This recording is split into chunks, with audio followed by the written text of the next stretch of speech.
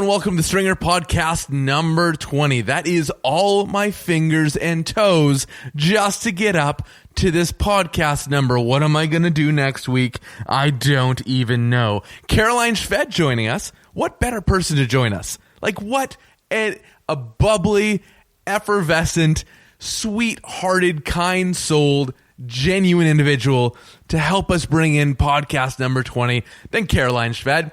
That's Caroline Szwed on Twitter. SZWED is how you spell her last name. So Caroline _SZWED on Twitter. At Caroline Szwed, all one word, on Instagram. You know her probably from Aftermath on Sportsnet, or maybe Plays of the Month, or better yet, my favorite show, Miss Plays of the Month. She joined the Sportsnet cast in the last few months before the two of us worked together at Toronto FC. That's how we know each other, and we got to catch up because it had been way too long since last time we'd seen each other. Before we get to Caroline, it's time for the Stringer Big Weekend. What do we have going on this weekend, you might ask? You probably didn't, but I assume you're going to anyway. Friday, April 20th. Hypnosis gone. Well, have you been to a hypnotist? I've never been to a hypnotist. I haven't watched one perform, and I have never been hypnotized, and it kind of interests me. See hypnotist Dave Curran in this unpredictable night of zany antics as he commands his hypnotized volunteers to act out his every command. It's a little bit naughty, a little bit crazy, and every bit hilarious. Participate on stage or watch from the audience. Either way, it's a show critics are calling a must-see. Who are these critics? I'd love to know, but I'm going to be a critic this week, and I'm going to say, you gotta see it. You should see it. 10:30 p.m. Friday night at Yuck Yucks, which is 224 Richmond Street West, which is right around the Scotiabank Theatre, if you're familiar with that area of town. Saturday, April 21st. This one brings me back to being a kid. You know when those McCain crinkle fry commercials were big, and there was that kid with the glasses that squirted ketchup on them one by one? I don't know why this is what I associate with them. But the Harlem Globetrotters are in town. I think it was a commercial thing. I think the commercials were on at the same time. Dang those guys with those catchy whistle theme musics. I practiced forever to spin a basketball on my finger, and yet I still can't do it. Catch all the high-flying, super snazzy tricks this Saturday at Ricoh Coliseum, 45 Manitoba Drive.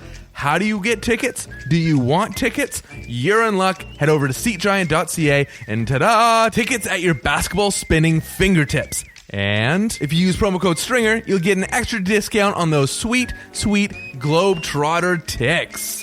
And guess what? It doesn't just work when trying to do the things I tell you to do, it also works on things I don't tell you to do. So you can use SeatGiant for just about any event you want to attend in Toronto or anywhere else you might be attending or wanting to explore. You can see sporting events, concerts, festivals, and receive a discount on all of it just by using promo code STRINGER. And you thought I was done, but I'm not. We got Sunday, April 22nd, the Toronto Sandwich Festival. This is something I can definitely get behind, especially on a Sunday. Toronto will play host to its premier sandwich celebration, the Toronto Sandwich Fest. The often underestimated sandwich will finally be given the credit it is due as guests experience vendor tastings, wine and beer pairings. That's right up my alley. Shame on you if you don't attend. Seriously, it can't get much better than this. There's your weekend, Friday, Saturday, Sunday. Great things to do, lots of laughs, lots of eats, and hey, maybe a little bit of Harlem Globetrotters in your life. Please remember that you have an event coming up. Anything you want promoted, hit us up on Twitter at Stringer Podcast or email us podcast@thestringers, that's with a Z.com. If you don't like our ideas, that's cool. You can just visit seatgiant.ca and use promo code STRINGER to save a few bucks on all of Toronto's events, whether we pump it on the podcast or not. We done talking? We're done talking. Caroline Szwed is right around the corner, but there's only one thing that separates us and her, and if you listened to this before, you definitely know what that is. It's a sax.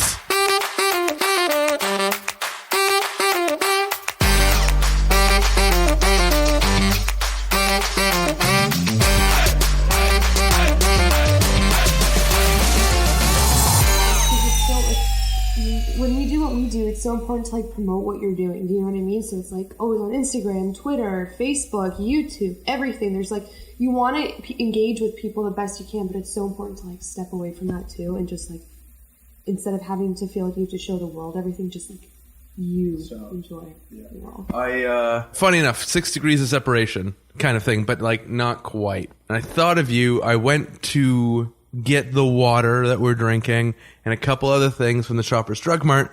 And I'm walking out and I ran into Akil Augustine, and Akil Augustine was our first ever podcast guest. And he's a longtime friend of mine. And he was late. He's like, oh, I'm late. I'm meeting up with Gareth Wheeler because we're heading over to do Raptors 905. Gareth Wheeler, I think, was number 11 on the podcast.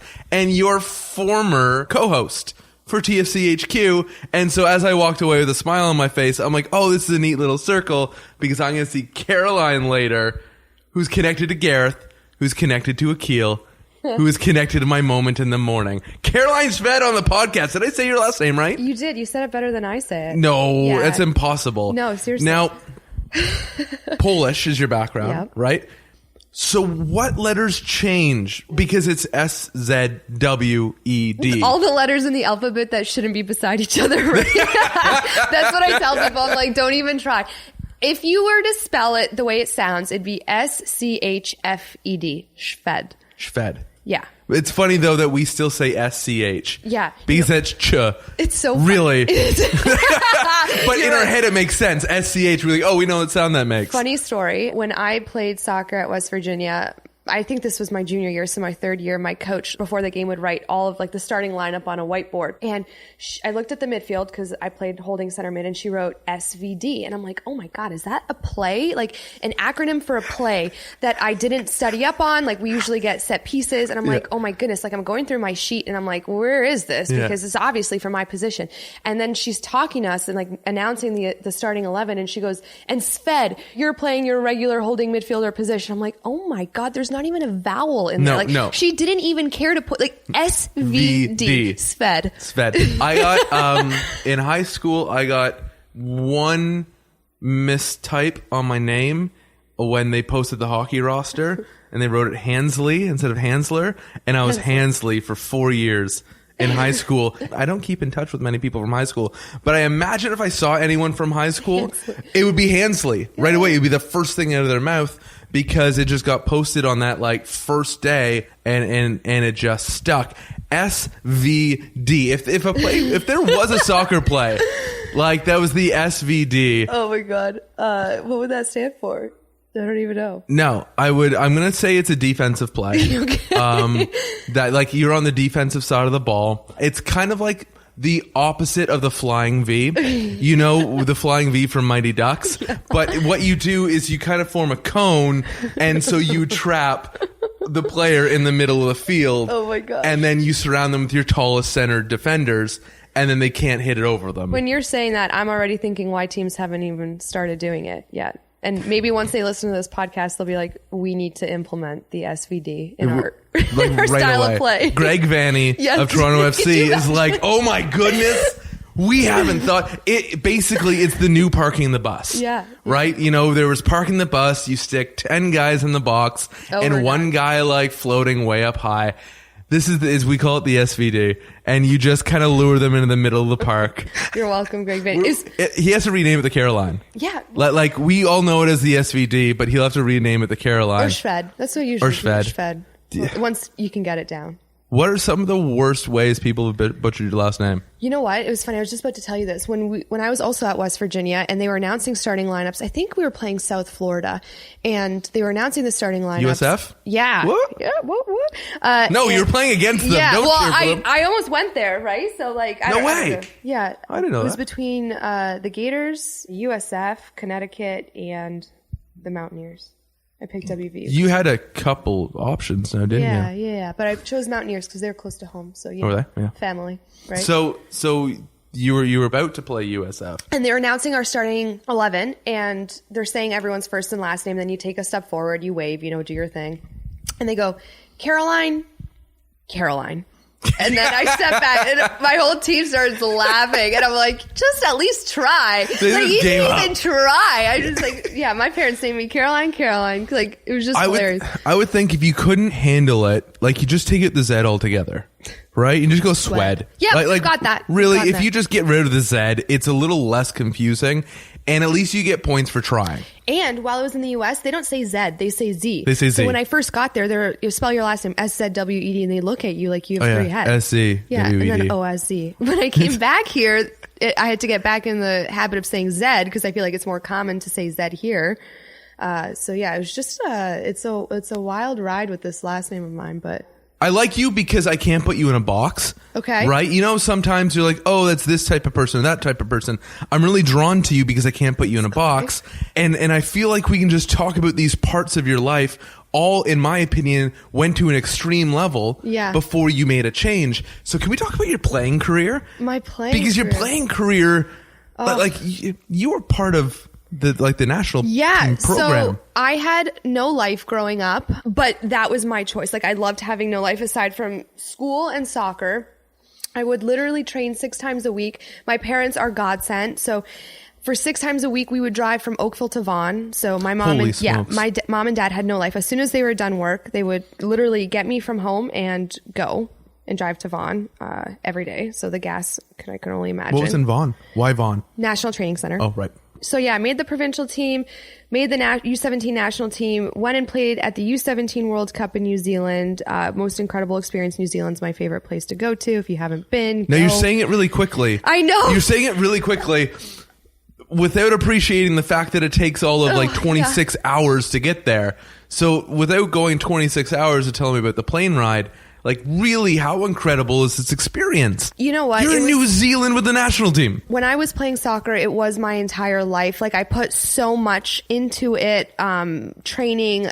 A lot of people didn't necessarily, like, you find yourself as a kid in a sport sometimes not really like loving it. You're doing it because your friends are doing it. Your parents love to go watch you play, but I truly was like extremely passionate about it. I remember once it was a Friday night and it was in high school and my friends were having this like house party. And my dad's like, Caroline, you got to go. And I'm like, no, I have practice the next morning in Vaughan. And my dad like force drove me to the party. I called him. You need to get out more. Yes. My daughter. Yes. And I called him and at like 10:30 and I'm like, Dad, pick me up. Like, I got to go to bed. And he did not. He said, I refuse to pick you up until like midnight. Have a life, kid. But I'm like crazy where I'm like, I need 8 hours of rest. I need to eat, sleep well, train well. Hydrate. Everything. That's just the way I was programmed. But alcohol doesn't count. Like, it really, it doesn't help you out any. I'm probably the one Polish person who like does not drink. So I swear my dad thinks I'm an outcast. But yeah, so I was just very in tune with my soccer and trained very, very hard. And to get to the U17 World Cup, even though it wasn't with the senior team, was a dream. Like, I think our opening game against New Zealand had 14,000 people and I was like, I don't know, 16. So it was cool. It was really cool. And then that led to the opportunity to play collegiate soccer at West Virginia University. I've done some work with the women's national program. Would you be in the same age group of, say, Shalina Zadorsky? Yeah, so Shalina was on the U17 team. I'm actually like pretty good friends with her. She's awesome. I'm so happy to see her, continuously play because I think she's only gotten better and better. And I think now she's with Orlando Pride, which is awesome because to be in the American League as a foreign, there's only so many international slots, right? And she's getting one of those slots, which is unbelievable. And I think she's a good little player. Not little. She's a good little player. She's a good little player. Yeah, she does all right for herself. She's great. So yeah, I played with Shalina Zadorsky. I feel like that's the only one from our U17 team who's on the senior team now. And then it's nice to see the Canadian team bringing in a lot of the youth. Even though Christine Sinclair's there and a few other like vets, there's a lot of young girls going in there or women. I love the way that program has fostered leaders. Yeah, I know. Like true leaders. And we look at, and I don't want to put it just on one person, but I'm a very big fan of John Herdman's ability to unite people for a common purpose. But there's character traits in these women that predate him coming in as coach. But that program what's been considered an underdeveloped Canadian soccer program, like their ability to lead in industry, in their own personal life. You think, I think of Karina LeBlanc, who's now part of the CBC Sports and part of the CONCACAF League of Legends. I'm going to call League of Nations, whatever it is, that new thing. She's a big part of that, which is, it's just leader after leader after leader. Is it sport that does that?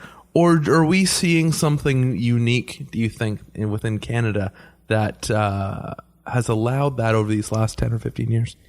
Yeah, I think sports has a big part to play in it. That's why I always, whenever I see young kids playing sports, I think it's amazing. Even if it's not sports, if it's an instrument or something that keeps you busy and it teaches you lessons that you can learn later in life, whether it's time management or just a few skills here and there, or discipline of some sort. Passion. Like something that feeds passion. Yes. The ability to be creative outside of school and work, right? Which I think is so important to have that like little lens that lets you just do what you want to do, whatever it may be. I think it gives you a lot of skills to become what you want to be after. I think the important thing when you're an athlete is to understand that your sport is not who you are, and that when you decide to finish your career, or if you have a career-ending injury or whatever it may be, that there is something else that you're meant to do and you have the skills to do. It's hard to understand that in the moment because soccer or whatever it may be might be all you know, but soccer or the sport you're playing or the instrument you're playing has given you so many tools to go and do something else and be creative somewhere else. And that's I think my biggest thing is when you see these women going on to do what they want to do after sport, they have a lot of skills that they may have not realized because they're finally stepping outside of that athlete bubble and they're able to go on and do other things and be just as successful in them. I hope this isn't a tough question, but is that a lesson you learn? Oh my God, yeah. While still playing or after you finish playing? So 3rd knee surgery that I had. We're just going to skip right to 3. You know what? 1 and 2, they were quick. Okay. It's like flying to New Zealand. It was no sweat at all. So 3 knee surgeries all on the same knee. The cartilage in my knee was gone. So they had to take off my kneecap and reimplant my cartilage, sew my kneecap back on.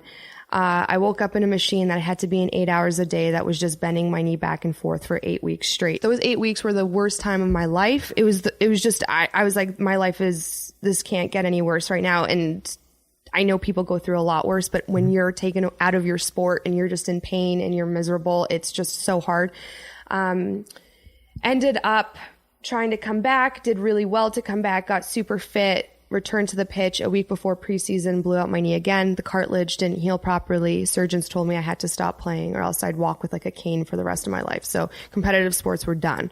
You would rock a cane really well though. Yeah, thank you. I think so too. You would have mad swagger with a cane. Thank you. I appreciate that. Me, I'd be like, depending on it to move. You would be like, yeah, that's right. I actually brought this as an accessory piece. No. Well, so when that happened, it was like, I remember calling my dad and like just crying, like in the closet because I didn't want to hear my roommates to hear me upset, just like howling because I'm like, oh my God, what do I do? At that point in time, some of the national coaches came down to West Virginia to talk to me about going in and out of camps. So coming back from my last like redshirt year of collegiate soccer was important, but I had other goals with the Canadian national team to get back on the field. So when you work so hard for something your entire life and it gets taken from you unexpectedly, it's just terrible. And I honestly like think I was depressed for a couple of months. I remember waking up in the middle of the night just like sweating or like screaming. And I dealt with it on my own quietly because I'm not one to like talk about all that stuff. But my mom said something to me that I won't ever forget. And she goes, I can't wait for you to see that there is life beyond soccer. And my dad for me is my soccer guy. So he always kept me calm if I had a bad game or a bad practice because I'd be so hard on myself and he'd be like, it's okay. My mom is so good for me because she understands my passion for soccer, but she also knows my passion for life, right? And she really helped me realize that there's, I got my undergrad, I got my master's, I can go out into the world and start a career and maybe still talk about soccer, do something with soccer. I may not play it, but there's still something I could do. So I definitely learned that, everything that I learned, every single thing that I've done with soccer has helped me not only like do what I'm doing, but the fundamental skills of like waking up and having to be somewhere on time and waking up early and understanding that I might have a day like yesterday where I woke up at 5 a.m. and I got home at 11:17 p.m. But that's life. And soccer's taught me that. And you have to keep going and you have to be positive and you can't be grumpy and you have to appreciate everything and to deal with people and to just be positive. And those are skills that I don't know if I would have necessarily learned and understood as well if it wasn't for sport. I believe like wholeheartedly. If you're going to say what I think you're going to say, I'm going to be so happy. Oh no, I'm not. What are you going to say? No, I'm not going to say it. I'm going to let you down. I'm Everything sorry. happens for a reason? No, I wasn't going to. My friends say I believe, Caroline, that everything happens for... Actually, I can talk on that for a second. I actually believe that you can find reason in which everything happened, which is a really weird way to flip it. Yeah, I need to think about that. And my take on it is that there isn't a predetermined destination for us to attain, which means when something happens to us, it's not because it was meant to happen in order for us to grow, but it means we can find reason in why it happened. We can examine it, look back on it, and then we can encourage ourselves to grow from that. Right. And we can see what we went through and learned and experienced, and we can do one of two things. I've brought this up a couple times on the podcast. People might be sick of hearing it.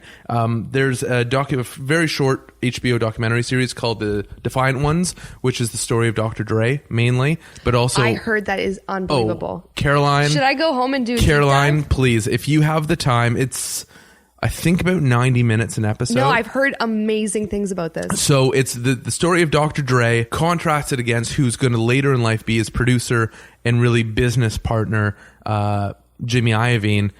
And Jimmy Iovine in the first episode uses this quote that I'll never ever forget. And he said, I had to learn to take fear and turn it from a headwind into a tailwind, meaning that I couldn't allow fear to prevent me from doing what I wanted to do. I had to realize that I'm always running from fear, and that I'm doing what I'm doing so that I don't get sucked back and I don't fail, and I keep that all behind me. And it's turning, as I said, fear from a headwind to a tailwind. I need to watch that because I feel like it's so relatable. Two of the most brilliant minds. Like, you look at what Jimmy Iovine did, and explores this later on. But first, like, he was the producer of some of the greatest records to ever come out in the 80s.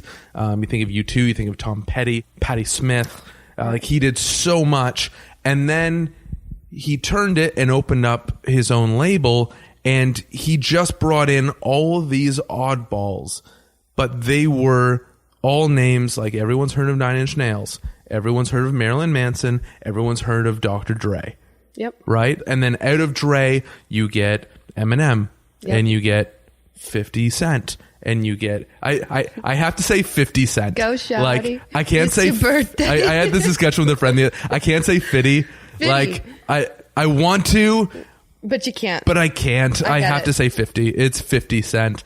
But it's just amazing when you have an idea and you pursue it and you work towards it, that you can manifest it with enough work. And that's what I was going to say, is that one of my core beliefs is that you can attain anything with enough work. Mm-hmm. And I believe those who take sport seriously or study or any other discipline learn that. And that's what you spoke to. When you have a morning that starts at 5 a.m. and ends sometime between 11 and 12 at night, that's because you have been trained, or you've trained yourself to appreciate hard work. Exactly. And that's the thing, is like, some people might be like, oh, that's a long day, you must be exhausted. And of course it is tiring, right? Like, you're only human, and coffee can only help you so much.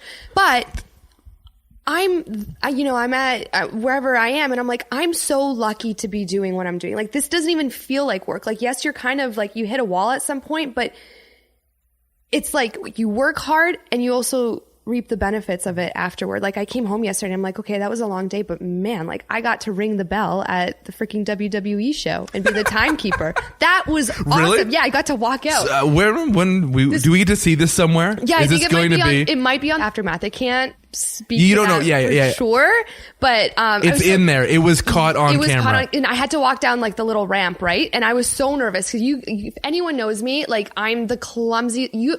There's no way I was a Division I collegiate athlete or a national team athlete. I don't know how I made it in sports, but like, I'll walk into a wall, a desk, I'll fall. So my main goal was to just smoothly walk down that ramp, and I did. Okay, perfect. I did, and I rang the bell pretty well, I think, for my first time. So like, it's just like little moments like that, or seeing a bunch of TFC fans at Ricoh Coliseum. And I started a TFC chant, right? Because I'm crazy and I would do that. So it's just like, yeah, it was a long day, but it's so worth it. I'm lucky to be doing what I'm doing. I love it. And it's just, like you said, working hard and appreciating everything. There's a lot of photos that are very flattering of you, but my favorite one, you bring up clumsiness, and it was from your playing days.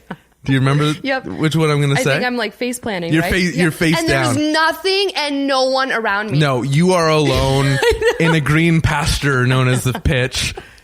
And you're just completely down, facing the grass. I remember once when I was playing with the provincial team, I was just running like in the game along the sideline, and I fell, and someone's like, "The white line trip you," and I'm like, "Oh my god, like it's true. How do I do these things?"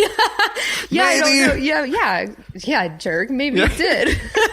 What do you know? Yeah, too far away. You don't even know me. Yeah, so mind your own business. Yeah, no, that's funny. I totally agree with him. I started laughing, I think, because I'm like, touche.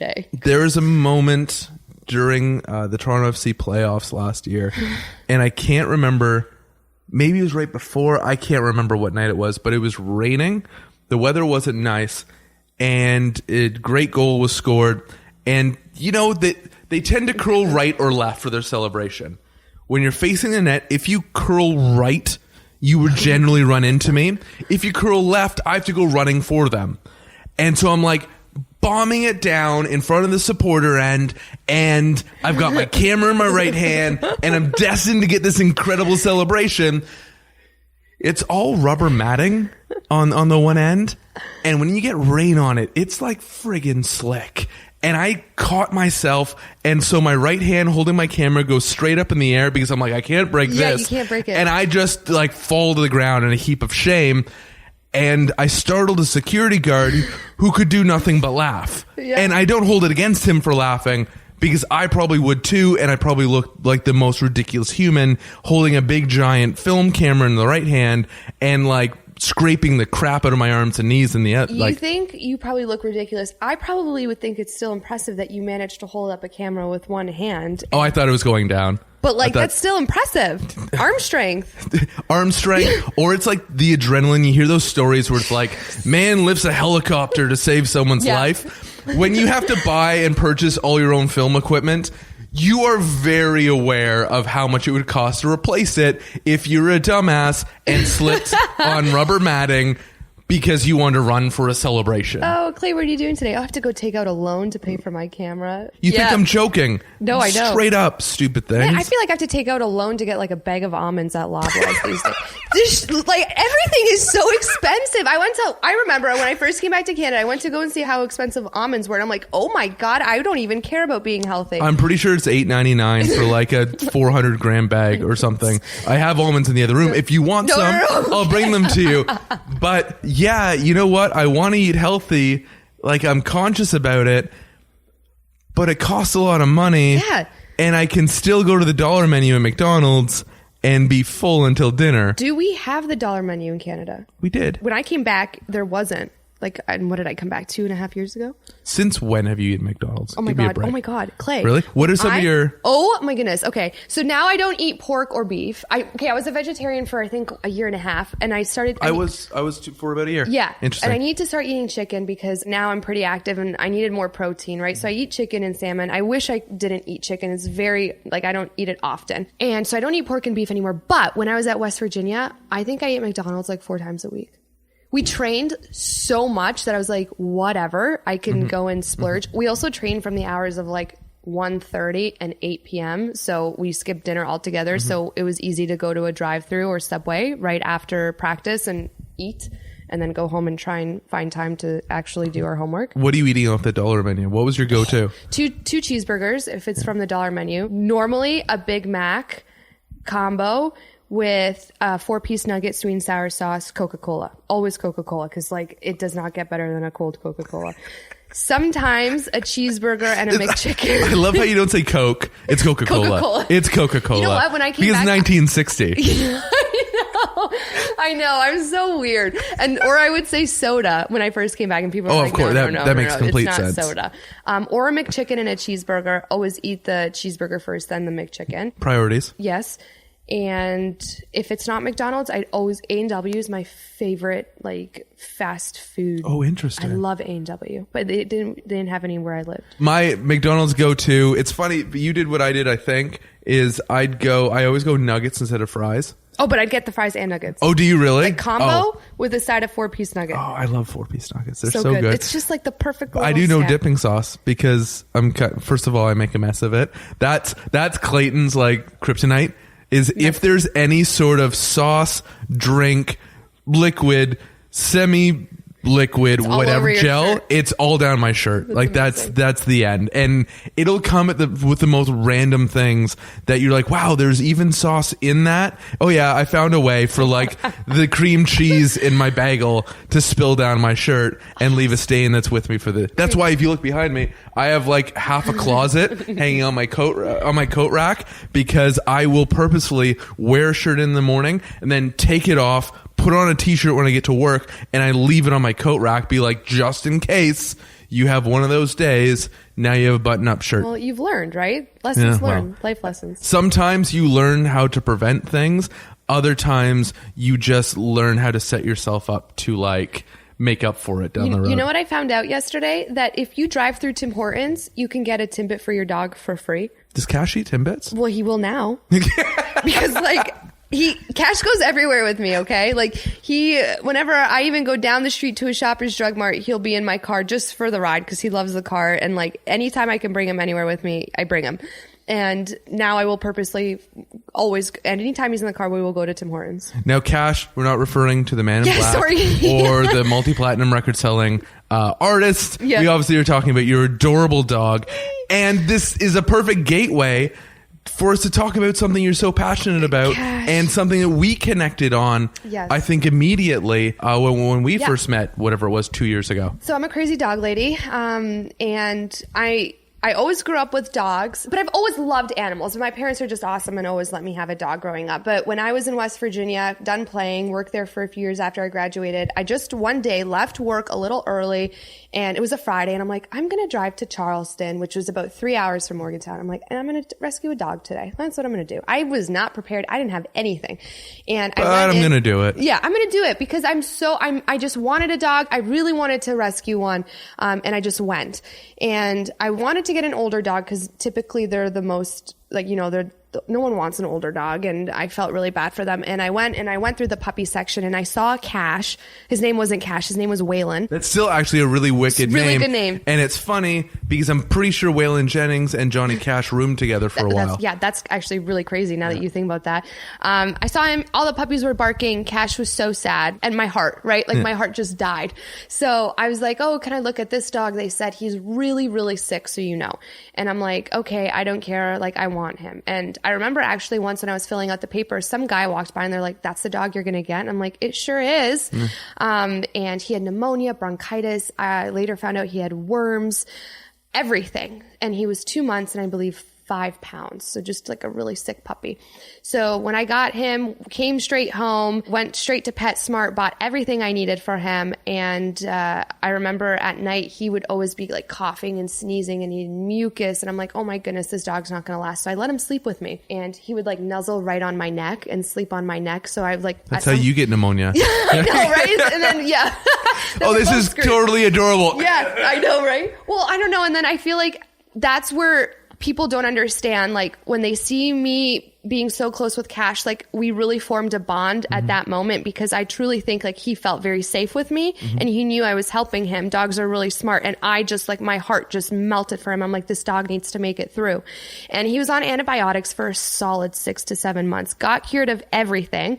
But the antibiotics stopped the growth of his teeth. So some came out black and the other ones got stuck in his gums. So he had really bad infection. All of his teeth had to be pulled. And now his tongue hangs out all the time, which is like I didn't know the story behind it. I always saw it and it's adorable. Yep. But I never knew the story behind it. Yeah. So I needed to get his teeth extracted. I don't even think he realizes he doesn't have teeth. He's just a happy dog.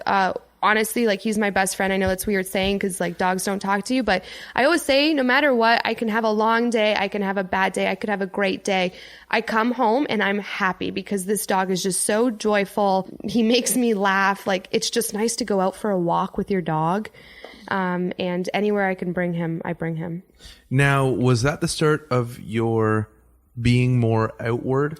When it comes to, I can't phrase it like it's like I'm broaching this huge subject, but really, was that the catalyst that made you a little more aware of the help that humane societies need and various pounds and rescue centers? 100%, because I've always had a love, like I said, a love for animals, and everyone knows that there's a lot of animals in the shelter, but rescuing Cash and seeing how much love he has, and honestly how dependent he is on me for like that love and attention, and how he always wants to be around me and how good he is.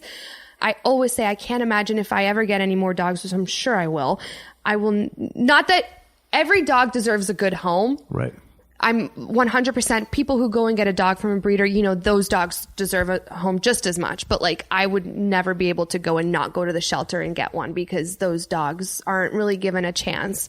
And it's funny because my parents might be getting a dog soon, we always grew up with bull mastiffs, so they love bull mastiffs. Mm-hmm. And my mom was like, she's like already looking at bull mastiff rescues and shelters, and she goes, that's the way we're going to get one. It makes me so happy. Or I have people reaching out to me on Instagram or coming up to me in person. They're like, we never really thought about the adopt don't shop, but now when we get a dog, which could be in the coming months, like we've been visiting shelters. I'm like, that makes me so happy. So there's one just a couple blocks from here. The Toronto Humane Society is at King and River, essentially, or Queen and River, right around there, right near the Don Valley Parkway. And that's where I found Margaret, or Maggie, which is my dog. And I grew up always, like, every pet I've had was always been a rescue. It was just... Love it. I never... So the idea, our first cats when I was young, I wasn't old enough to appreciate the fact that these animals don't have a home or they've been abandoned or they've been abused or whatever. Right. It just was like, you get to go to the place where all the animals are, which as a kid is amazing. Like, it's like a zoo in which you don't have to pay. Yeah. You can't pet all of them, but you can see all of them. And you might be able to take one home. It's incredible. But best day ever. Maggie, and this is something that's interesting and something I'm really proud of when you look at the SPCA and various organizations throughout Canada, is Maggie came up from Georgia. She was found on the streets in Atlanta, which actually sounds pretty badass. Georgia. Yeah. First of all, we'll get. We wanted to name her. Like, we wanted her to have an old time name because her name was Jennifer at the time, and we're like, we can't call her Jennifer. Like, I have Jenny. I have a cousin named Jenny. I love you, Jenny. Sorry, my mind just goes so many places. I'm totally on board. We can do this all day. We wanted an old timey name, and how we ended up with, I know how we ended up with Margaret, which is and still we didn't so just good. go Georgia. Like, we were a weekend, and we were like, why didn't we go with Georgia? No, like I think I love human names sense. for dogs. Love human names for dogs. It was actually either going to be Margaret or Jordan, and it was named after a character from the Newsroom, whose name is Maggie Jordan, which that's how we ended up with Margaret. Yeah, exactly. There you go. Newsroom character, which no one would ever guess. But she, much the same, was very sick. Very, very sick. And she was very quiet and very fearful at first. And that's hard because you get an animal and you almost want it to bring instant joy, because I think that's how we're programmed as humans. We're like, oh, I bought you, make me happy. And she was scared at first, and almost right away I had to go away on business. And so I was gone for a couple of days and she had no idea who I was. But I remember the first time, it was winter, or it was like, November, the snow was on the ground, and we took her to this little park area, and we were alone, and we're like, we're not going to let her off, but we'll just drop the leash. And she was like the happiest being in the world just to run around and just to like be free. And I'll never forget that. And so every time now, like I say share in the nicest way, because my ex takes all the responsibility, and I get her like in these really great one day things. But I love being able to let her off the leash and then just run around, or she'll come visit the office sometimes and she just runs around. And I love that moment. And why I'm so proud of the SPCA and all the various organizations that Canada has is because in Georgia, they have kill shelters, which I don't want to put down any way of doing things because it's not my right to, but they bring up animals when shelters are at critical limits. So it's not like animals have a ticking time bomb on them where it's like, oh, you got 2 weeks or that's it. But when they get to critical limits, they can only do so much. Exactly. And so then you have these other shelters just taking them off their hands to bring them down to a more. But that's exactly why I always say, like, go and empty the shelters. And of course, like, the dogs that are being bred, yes, they need a home, but the dogs in the shelters don't have, like, they kind of do have a time limit, you know? And it makes me so sad because it could be a Maggie, it could be a Cash. And you see how much joy, like, they bring us joy just going off of a leash and running. Because we see them and we're like, oh my God, they're living their best life. They're so happy in this moment. Freaking catching a ball that you throw, right? And that naturally that brings you so much joy. So one day, when I win the lottery, because it has to happen, I would literally open up a dog farm yesterday. Like not even a dog farm, just a farm for animals. Just anything I could do to help save animals. And it just breaks my heart because I always say to my mom, like, I feel like I need to do more. And she's like, at this moment in time, like, you've saved Cash, like, you've helped give Cash a life. You've done, like, what you can right now. But I'm like, there's got to be other ways. And I'm thinking about, like, doing this little vlog with Cash because it's funny because the only people who follow me, the most responses I get about it. The only people that follow me. My dad's beard. My dad's beard is the most popular thing on my social Polish media. Godfather. Yes. Yeah. And Cash, which I love. Anytime someone tweets me or writes me on Instagram saying, post something of Cash, we miss seeing Cash, it literally makes my heart sing because I'm like, he just deserves all the spotlight. So I'm like, I'm going to do a little vlog with him. And what I want to do is reach out to people who have rescued animals and tell their animal story and tell their story about why they wanted to rescue and how it's changed their animal's life and changed their lives. Just to get people's stories out there because I feel like hearing, Maggie's story, it's heartwarming. Hearing Cash's story, heartwarming. And I think people need to see, like, the benefits of rescuing and how not only it benefits you, but dogs have it's a life. Completely. It's a gentle soul. They're so innocent.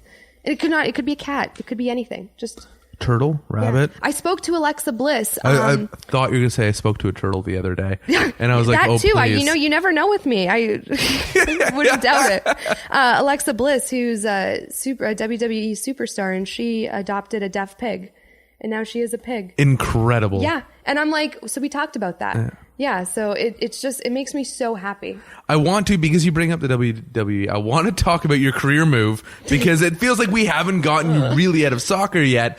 But before I do, we talk about ways in which we can help. There are local humane societies close to you, no matter where you're listening to this from. So please, you can donate as little as like $5 or $10 a month. You think of the fact that this goes towards medical treatment, goes towards food. If you don't have time in order to give an animal, you can definitely make a very low donation. It goes a really long way. You can be a foster parent, in which case animals stay with you for only a really short amount of time, as where they don't need to be in the control of a humane society environment. It can go to a home, but they still need regular medical attention, in which case you would be bringing them back once a week or once every couple days so they can get treatment, but they need to be in a loving environment for a couple months before they're ready to be adopted, or obviously adopt. Don't shop. And I know this sounds cliche, but it's like the best decision I ever made. And I have a lot of things in my life that make me happy, but adopting Cash and helping him was the best thing I did ever. So he, I would imagine, was completely behind your decision to get into broadcasting once you left school. Because he's Cash. He seems like a really supportive character. He's the freaking best. Oh my God. Like, honestly, when I'm writing scripts, because I host plays and misplays for Sportsnet, when I'm writing my own scripts, he will literally come and sit beside me. So I'll bring a chair beside me at my table and he will sit on the chair beside me and just stare at what I'm doing. And I'm like, he's reading. He's proofreading. He is. I'm like, Cash, I always put on my Insta stories. I'm like, Cash is helping me write this week's script. Or sometimes he'll just stare at me and, like, I know he doesn't mean to, but he winks at me, like, classic one eye wink. And I feel like obligated to wink back because I'm like, we just made a secret pact. You know what I mean? 100%. Like we are on the same level right now. He's like, Caroline, this joke is good. Wink. And you're like, thanks. I know. Wink. I know. They don't know what's coming for them. What's funny is that this is a podcast, but I am actually winking. I know. We both just did. We're definitely winking back and forth. No one can see that but us. Yeah. You had to come back north of the border. Mm-hmm. And it was right before when I imagined that like the timeline of your life, it was right before all these new great things were about to happen. But you had opened up to me a couple times ago when I saw you. I didn't realize that was actually a tumultuous time in your life because you hadn't planned it. It's not like my whole plan was to be like, okay, and now I'm going back to Canada. Yeah, no. So what happened was I had a working visa in the U.S. and something happened with immigration. They gave me the wrong one. I tried to renew it. It wasn't the right one. So I found out I had to leave. At that moment in time, though, like I knew that I wanted to get back to Canada. You know, I'm very close with my parents, and I know as I get older, they're not getting any younger. And my brother has 3 little girls, so I missed a lot of life in the 8 years that I was in West Virginia. Not life, but life with my family. And like I said, family is like the most important thing to me. So when that happened, I kind of took it as a sign. But it was crazy because I had to sell my condo in the US, quit my job because I had to, and then flip my life over to Canada. Came back home. It's kind of a scary transition because you realize that all your connections are in the US. Everything you've known has been in America. And it's like, I'm saying soda every time I speak. Yeah, I'm saying soda. I'm saying y'all. I'm saying everything. I'm speaking in West Virginia accent. Out. Mom, mm-hmm. Mom, where are my socks? And she's like, oh my God. But I loved my American accent. It sometimes comes and goes, but like I really, really enjoyed it. So yeah, it was a tough time, but like, and this goes back to the skills that sports give you. I was like, you know what? I have to pick it up. Like, this isn't a time to, you know, sleep and feel sorry for myself because this is life. And really, this isn't a bad situation. Like, I wanted to come back home. It happened quicker than I anticipated and a lot crazier, but I'm in a good position. I have my health. I have my family. I have my degrees. Figure it out. Then I eventually ended up getting a job at CBC Sports as an AP. Then I ended up getting the Toronto FC social host position, which was incredible because my dad and I have been like a longtime fans since day one. Then I ended up getting a full-time position at CBC Music. So I was working both full-time at CBC Music and Toronto FC part-time, which was crazy, but it was like a good crazy. Mm-hmm. And now I'm fortunate enough to be on-air personality at Sportsnet. You teamed up with a former colleague of mine when you went to CBC Music, which was exciting. Monica. And Monica. Yes! Platek. So I knew Monica before I started at MLSE, and then her and I worked together for like 3 years. And holy smokes, what a force. I say that not in as if she's abrasive in any such way, because she isn't. But we talk about work ethic and having an internal engine and just being able to drive forward. I have been lucky enough to call her a friend as I see her keep moving forward and inspiring a new group and working with a new group. I can't say enough good things about Monica. First of all, I feel like we're Polish soul sisters. She's Polish, and I feel like somehow we're related down this. And honestly, if you're probably are. We probably are. Yeah. She's like the OG of sports media, and I feel like she started a lot of what's happening in Toronto with sports, and because she was the first Toronto Maple Leafs in-arena host. And beyond that, she's just the best woman in this industry because she's supportive and she just like gives you the best advice, and she'll tell you stories of what, and you can learn from her stories. And she actually genuinely cares about you and your career. And she's my friend. She was my coworker. She's like a mentor to me. And she's a daughter, right? So she's married. She has a daughter, and she's doing all of this. She commutes. Yes, she can. Oh my God. She commutes. Like, she's just everything. She's the total package. Her husband is amazing. Her family is amazing. Her work is amazing. I can't speak enough. Like, if I could be someone in my future, it's my mom and it's Monica in like one person. Seriously, because they are amazing women. Momica. Yes. Momica. Who do you want to be when you're older? Momica. Momica. Inside joke. Definitely. Wink. Yeah. Oh, you get me there? Yeah. The two of you, I think, bring a lot of positivity into the room or into any conversation. But have you found, like, when you talk about her, you know, telling you stories about what has gone on and what has happened and being able to learn from, did you find that with this is kind of a loaded question because I think we both know where it's going. How do you deal with competition? Because she could be very competitive, right, but she chooses to be very supportive. Well, this is why Monica and I get along so well, because we have the exact same mentality where we don't feel the need to compete with anyone because it's not about that for us. I think if anything, we compete with ourselves. And that's what I was saying when I was on the International Women's Day panel for Real Sports, is that, and soccer taught me this, like, I would never compete against my teammates because at the end of the day, we're all trying to accomplish one common goal, which is win our conference championship, win the NCAA tournament. And that's the exact same thing in the workplace. Women are trying to accomplish one common goal, and that's just to create an equal platform. So when I see someone doing really well, like Monica, you know, Andy Petrillo, I love Andy Petrillo, Rachel Bonetta, we were talking about her. It makes me happy. And if anything, I look at their work and I'm like, how can I learn to do what they do? I think Andy Petrillo is one of the most fluid broadcast. I think she's incredible. Like, she's just a wealth of knowledge. The amount of studying she must do and how it comes off so naturally on camera is just amazing. And Rachel Bonetta, one of the funniest personalities while still being informative, is awesome. Monica doing everything under the sun and being successful, right? I'm looking at that. I'm like, wow, that motivates me to make me better, not trying to be better than anyone else. I'm trying to make myself better.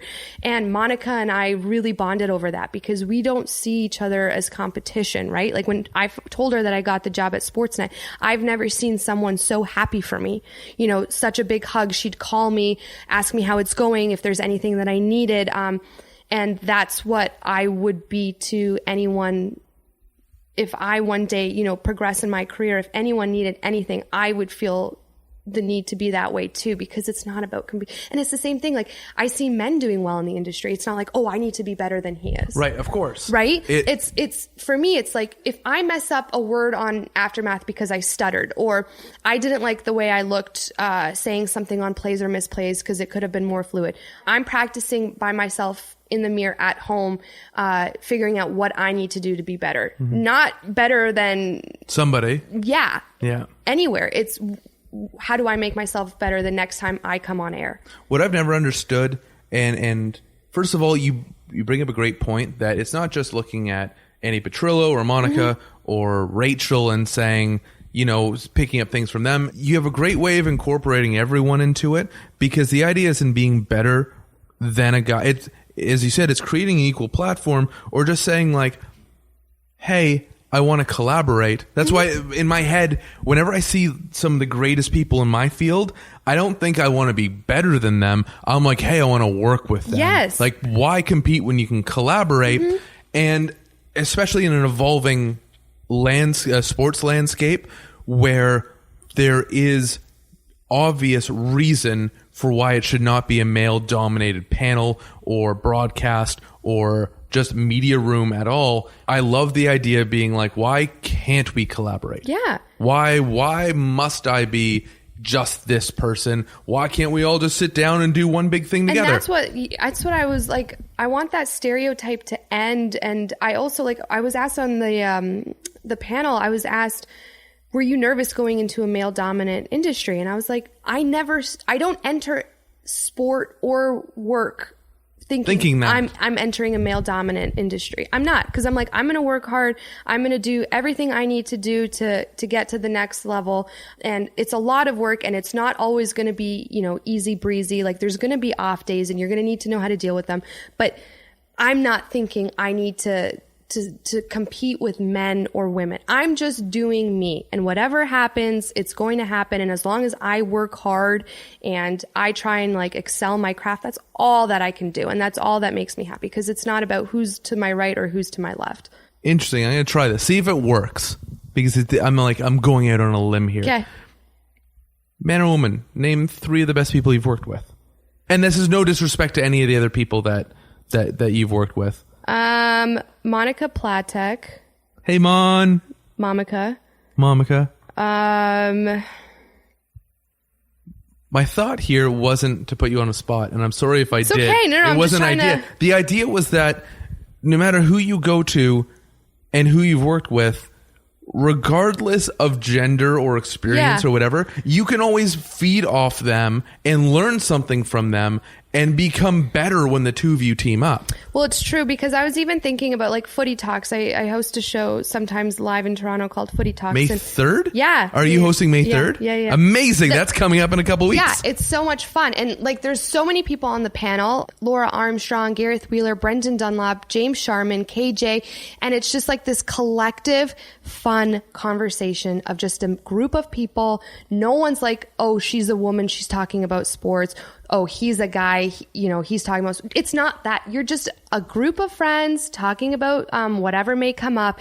And it is so enjoyable and it is so funny. And I always said, listening to Brendan Dunlop, James Sharman, I think it was Thomas Dobby, KJ, and I believe that was it, talking, I was like, I could have listened to them talk for 2 hours because it was the funniest thing I have ever heard. And I wasn't in that conversation at that time, but am I upset that I wasn't in that conversation? No. Like, give them credit. They're hilarious guys talking about soccer, right? Like, that's not a moment to be jealous and be like, oh, why am I not in that conversation? Why aren't I included? Yes. Why isn't my mic turned on? Yes. And that's what it shouldn't be about. It's like people have their time, people have their moment. I freaking would love to do something with those guys in soccer because that's, they know a wealth of knowledge. Soccer's like my jam. I think it'd be hilarious. And who knows what could happen in the future? The World Cup's right around the corner. Who knows what could happen? But I'm just like exactly along your lines. Collaborate, do stuff together. It's not a competition. Have fun. I think when people have fun, people listening or people watching can tell. And that's what makes it more, that's what makes the conversation and the segment more attractive.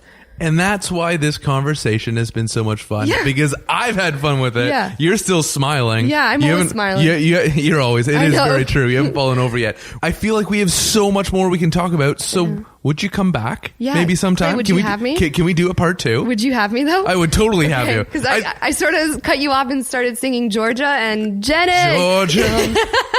So I don't know if Georgia. you're going to have if you'd want me back. Oh yeah, we'll totally do this again because I feel, again, we're just scratching the surface. I know, right? As There's to so what much we can talk about. Adopt, don't shop. There's 3 things we learned here. Yeah. Adopt, don't shop. Collaborate, don't compete. Yes, I love that. And May 3rd Footy Talks. Yeah. And like Aftermath, Plays of the Month. Yeah. Miss Plays of the Month. Yes. Where else can you have a new website that just started up? Yeah, so I wanted to do something like we were talking about, like your own creative lens. And I love doing things that people might not care about, but I care about, right? So that's what I try and focus on. So I'm just having fun with it. A website just would be like a little content hub. I'm going to do some videos down like in a few weeks from now. Started one with my dad called Soccer Scoops. He's more popular than I can even imagine.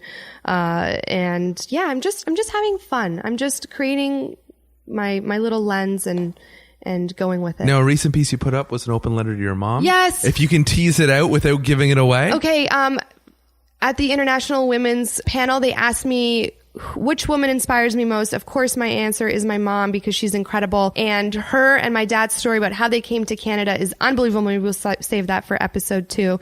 And I want to do something more along those lines for them, but she's just an incredible person. And if I could be half the mom, woman, career woman that she is, I would find myself successful in life because she's just amazing. Part of the top 5 most influential women in my life, I would have to go with Catherine Stefankovic, Annie Petrillo, definitely Monica Platek, and Caroline Szwed. Oh, 100%. Clay, you don't have to say 5. me. 100%. Just because I'm here? No, 100%. Oh, 100%. I think you have helped me in us working together bring a lot more positive angle to what I'm doing and appreciating. Not that I don't appreciate what I do, but there are long days. There are some really, really long days and long weeks. And being able to take a moment, take a breath, appreciate where you are, appreciate the great privilege we have to be speaking about whether it's sports or whether it's the advancement of women within sports or any industry, or just being able to sit down and talk about things that affect us in our life. I think it's a great privilege, and you help me see that regularly. You have to promise me one thing. Maybe. When we do the second episode, you have to let me ask you a few questions because I think people need to know about what you do. And you want to flip the script next time? How awesome you are. I'm not awesome. You are awesome. You want to flip the script next time? Yeah, let's flip the 100%. script. Deal? Deal. I promise you. Okay, I'm gonna come in with like a clipboard and questions. Do it. Okay. I do everything without a clipboard, though. I know, because you're that good. See, this is exactly why we need to have the podcast for you. But you can bring the clipboard. No one will say. Okay, yeah, this is true. Yeah, Clay, Jesus, you just threw me under the freaking bus. No one would have known. No one would have known. I fell for that. But yeah, okay, so second episode about 100%. Clay. Now, we like to end things the exact same way because I'm all about a big mission right now in my life is paying attention to the small ways in which you can help yourself in order to improve yourself and have a better outlook on life and everything you're with. So we end the very last thing that's said is I say, please be good to yourself, and you'll say, and eat your vegetables. Will you help me with this? I just say eat your vegetables. Yeah, and eat your vegetables, right? Okay. So, and stay in the present. And say, you can totally add. We had someone do their whole, they wouldn't even hear what I wanted to say. They're like, can we just do one version? It was Megan Robinson, who's an incredible individual you have to meet. They're like, can we do just one version where I just make up what the end is? I'm like, 100%. Yeah. And it was great. Okay. So, that's it. Caroline Szwed, wrapping up. There's going to be more to come. Yeah. We're sure of it. Yeah. But we until might even then, drop out a mixtape, so stay tuned. Our photo would be so badass. Yeah, I agree. We'd be so thug life. It'd be incredible. We would. Please, please, please be good to yourself. Stay in the present and eat your vegetables. That's a little CZ trademark right there.